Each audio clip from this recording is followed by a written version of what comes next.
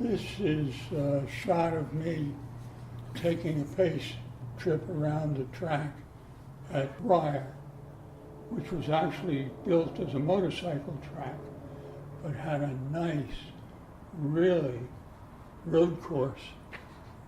It was nice and short and tight.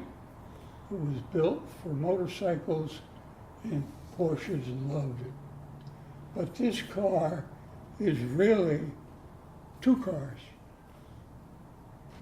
Well, it was complete except for an engine when I bought it, and I built an engine for it. But the car, the body, was built from two separate Cars put together. Yeah. And it has that all the was not markings at all of all the markings of a speedster. Yes. It's a half of this speedster and a half of that So you had speedster. two halves, okay. Yes. But it wasn't originally a speedster. I think we've seen that happen recently. Yeah.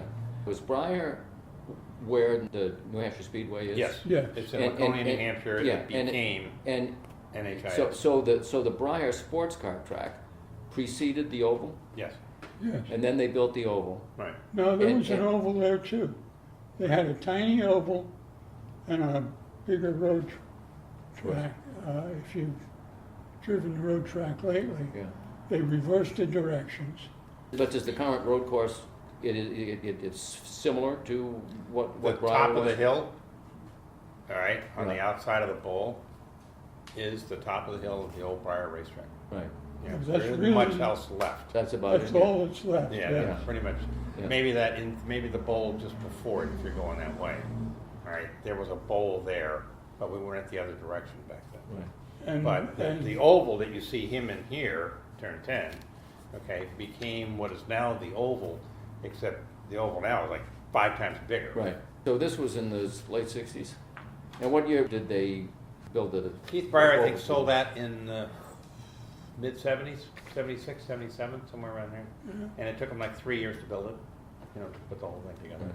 But they had the road course outside of the super speedway, if you will. They had the road course from the very beginning. They Right. fully intended to keep part of that track. Right. this car at Briar, I could just barely clear 110 miles an hour. And that was coming into the foot of the hill, going up the hill. And this course was used by Corvettes of Mass, so they had some heavy-duty horsepower there. You go up the hill to the crest of the hill, and it dropped off on the Down into opposite a side of the right-hand hill. But, and this was the thing that got them all, it went up the hill as a straightaway, and the track dropped away. You couldn't see it until you cleared it, but they had put a slight dogleg in that at the top of the hill, and unless you knew the course, you were in trouble because you'd come up the hill thinking you're going straight, and you weren't. All of a sudden you're airborne, literally, a Camaro or a Corvette. You'd come up this hill, the blind hill, Yeah, you had to turn before you pressed and it. you had to turn, but you were going so fast that if you turned in the air before you came back down, you'd lose it. And there was a path into the woods, literally. Yeah. And I would have loved to have had a body shop franchise sitting 20 feet farther. Right. Then you went down the hill into a carousel, which dropped away very quickly, a short straight, and then another carousel dropping steeply again to the left, and you straightened out probably no more than